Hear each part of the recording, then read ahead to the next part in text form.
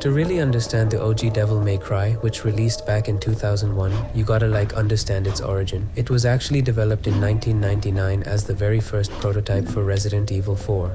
But they realized that it was straying way too far from the survival horror roots of a typical RE game. So instead of throwing all that hard work in the trash, they spun it off into its own IP with a new protagonist named Dante, and the very first DMC was born. And cause it started as a Resident Evil game, DMC1 had some identity crisis, but honestly that's part of its weird, goofy charm. Okay, so the game takes place on Mallet Island, and the atmosphere here is genuinely oppressive, and there's like this very subtle horror vibe that you never really see again in the rest of the series. But the combat is where I feel like all the magic happened. The core gameplay revolves around your sword and your handguns, ebony and ivory, and it all feels incredibly satisfying. You also get the Devil Trigger, which lets you temporarily morph into a demonic form, increasing your speed, attack power, and slowly regenerating health. But let's not look at this thing entirely through some nostalgic glasses, cause like playing it today can be a bit frustrating at times. First of all, cause of its Resident Evil origins means you're dealing with fixed camera angles, and I can't even begin to tell you how many times I died cause the camera suddenly snapped to a different corner of the room. The combat controls are also kinda stiff by today's standards. And then there are the boss fights. Look, Phantom and Griffin are iconic, but some of these other encounters are absolute BS. And the story? It's basically non-existent, and the dialogue is so laughably bad. But despite all the clank and the jank, a great foundation for future games was set.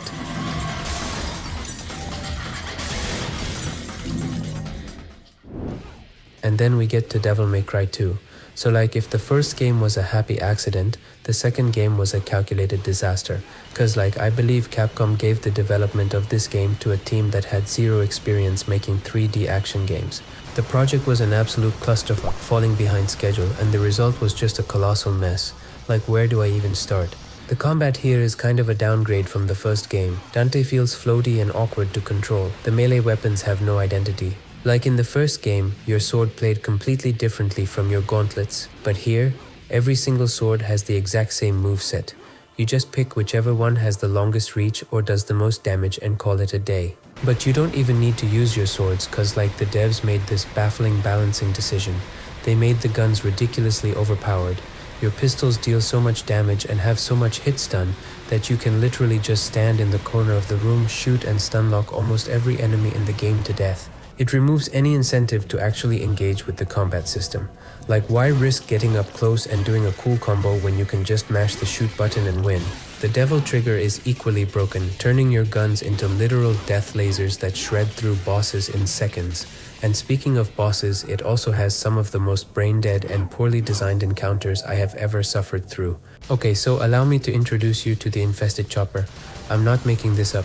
You're a half-demon badass, and for one of the boss fights, you fight a regular-ass military helicopter that has been possessed by a demon.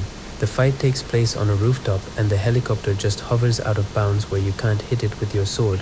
So what do? You just stand there, shooting your pistols at it while occasionally dodging its missiles. And the story is equally atrocious.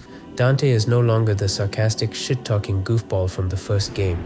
For some odd reason, they turned him into a silent edgelord who flips a two-headed coin before making decisions and barely speaks a word. It's a pretty weird game, like it was somehow made bad on purpose, you know?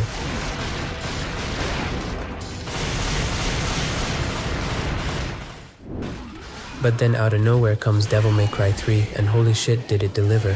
Dante's Awakening, released in 2005, is a masterpiece that completely redefined what an action game could be.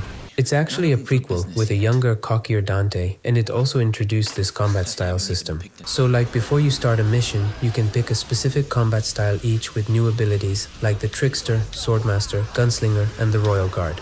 Later in the game, you even unlock Quicksilver to slow down time, and Doppelganger to create a shadow clone of yourself, and the depth this added to the combat was absolutely staggering. But it didn't stop there. It also introduced the ability to switch between two melee weapons and guns on the fly during combat. This means you can like launch an enemy with your sword, switch to your twin blades mid-air, slash them to pieces, switch to your shotgun and blast them across the room. And the weapons themselves are incredible. You've got Cerberus, the ice nunchucks that hit incredibly fast and can create a shield of ice crystals. You've got Nevin, which is literally a demonic electric guitar that shoots bats and lightning. And you've got Beowulf, the heavy gauntlets that let you charge up your strikes for massive damage. We also got to talk about the boss fights, specifically against Dante's twin brother Virgil.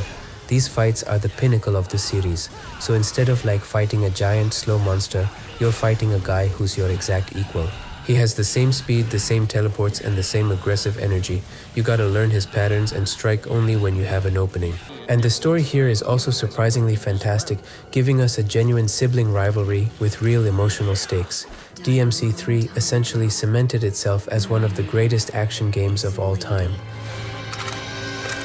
Goodbye, Father.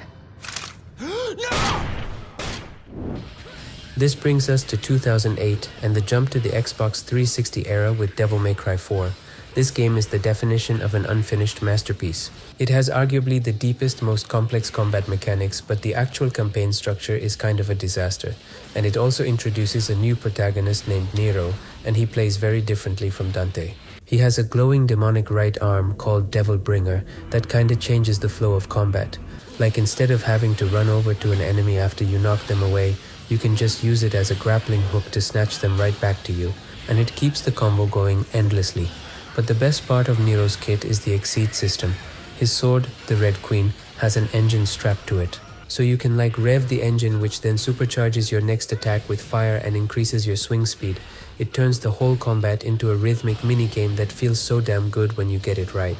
Then, about halfway through the game, the devs like clearly ran out of money and time, because you switch to playing as Dante, and the game forces you to literally backtrack through the exact same levels you just played as Nero, fighting the exact same bosses for a second time. It's incredibly tedious. And the environmental design is actually beautiful, but repeating the whole game backwards is kinda buzzkill.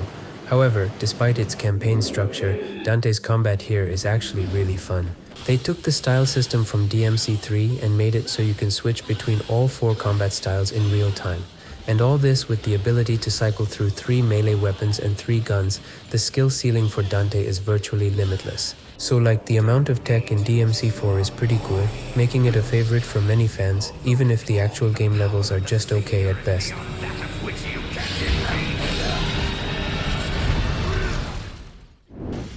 Anyways, after DMC4, Capcom saw the franchise wasn't selling enough, so they did what every publisher did in the late 2000s, they outsourced it for a gritty Western reboot. So Ninja Theory developed this new Devil May Cry, released in 2013, and look, the PR for this game was just a nightmare.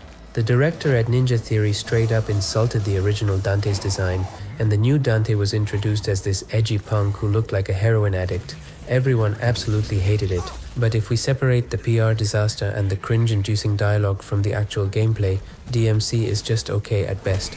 It's a somewhat decent action game that made some very questionable design choices. So like the big mechanic here is the angel and demon modes. Basically your sword can morph into an angel weapon like the Osiris Scythe or a demon weapon like the Arbiter Axe. Yes, it makes combat traversal fluid, using an angel whip to pull yourself to enemies and a demon whip to yank them to you. But then they introduced these color-coded enemies and it almost ruined the entire game. So basically you had these blue enemies and red enemies. You could only damage blue enemies with angel weapons and red enemies with demon weapons. And if you tried to hit a red enemy with an angel weapon, your sword would bounce off, halting your combo, freezing your animation, and leaving you wide open to get hit. It was just a terrible mechanic.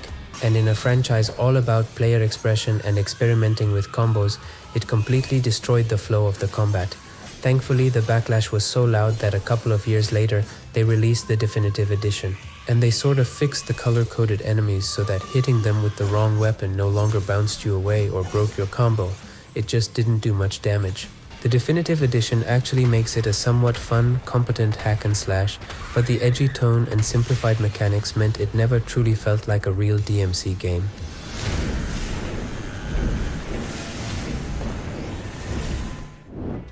And that brings us to 2019, The Redemption, Devil May Cry 5. Built on the RE engine, DMC5 is just amazing. It perfectly synthesizes everything the series has learned over 2 decades, and man, does it feel incredible to play. You get to play as 3 different characters, and they all have distinct playstyles. Nero is back, but instead of a demon arm, he now has prosthetic arms called Devil Breakers, and these arms are kinda wild. But here's the weird part. You can't manually cycle through your equipped devil breakers. If you have Overture equipped but you want to use some other one, you gotta like physically destroy the current arm, which kinda sucks. Then you have the new guy, V. Okay, so V is a frail gothic poet who reads William Blake quotes and relies entirely on summoning 3 demonic creatures to do his fighting for him. So you can basically control Griffin, a bird for ranged lightning attacks, Shadow the Panther for fast melee strikes, and you can also summon a Golem Nightmare when your devil trigger is full. And V basically just stands back, managing his pets and avoiding damage, and once the enemies are weakened, he teleports in to deliver the killing blow with his cane. It's a massive change of pace.